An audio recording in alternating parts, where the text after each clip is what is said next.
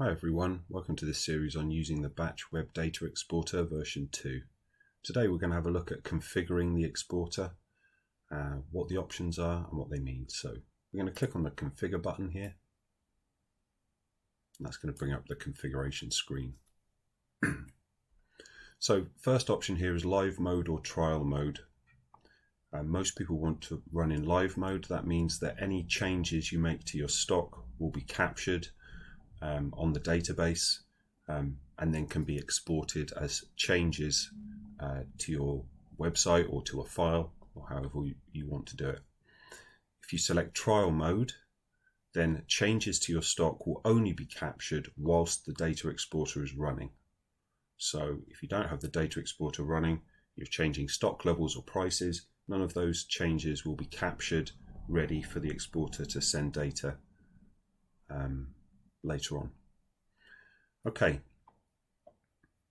so under options, first option here, exclude titles that have only ever been customer orders.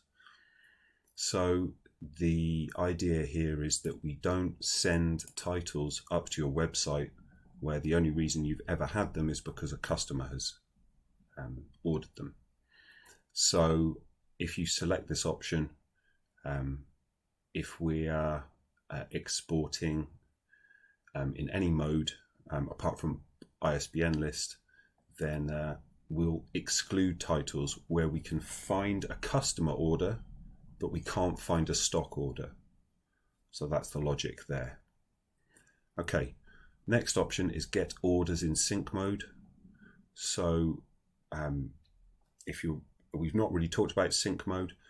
What that's there for is to keep your stock on your website in sync.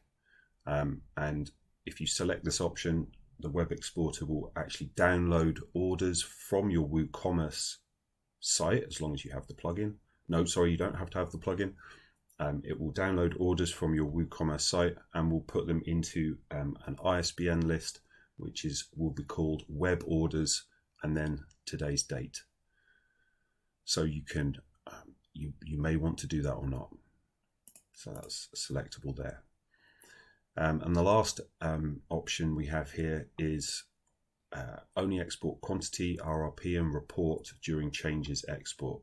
So this is for people who may have exported data to their website and then gone onto the website and edited some of the metadata, say the description of the book, author name, some piece of metadata on the website. And when you upload data again, you don't want to overwrite those changes. So if you select this option, the web exporter remembers what titles it's exported in the past. Now,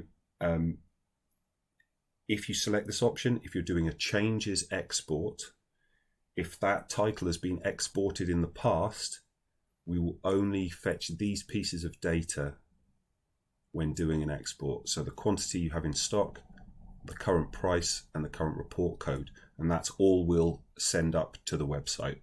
And so this is so that changes made to titles on the website are not wiped out by an export. Obviously, if you want to reset all the data and bring it up to date, you can deselect that, and then the full metadata for all titles will be sent either as part of sync mode or in data upload mode.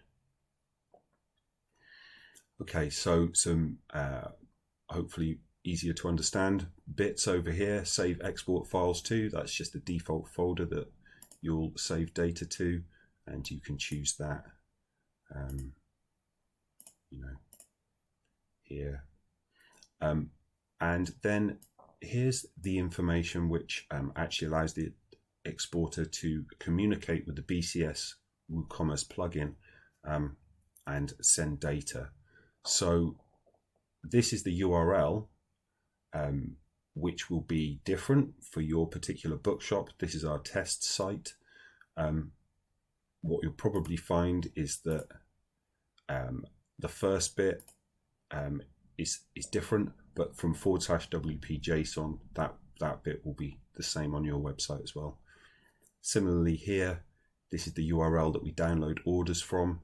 So this will, again, probably your URL will be, the first bit will be different, but then the /wp JSON end part of the URL will probably be the same. Down here, I've had to cross these out because it's confidential information, but the consumer key and the consumer secret are pieces of information that you get from your actual WooCommerce site, and these are effectively a username and password which allows the web exporter access to your website in order to be able to upload data. So we'll have a look at how to generate those in another video. Okay, so that's all for now. Hope you found that useful. See you again soon. Thanks.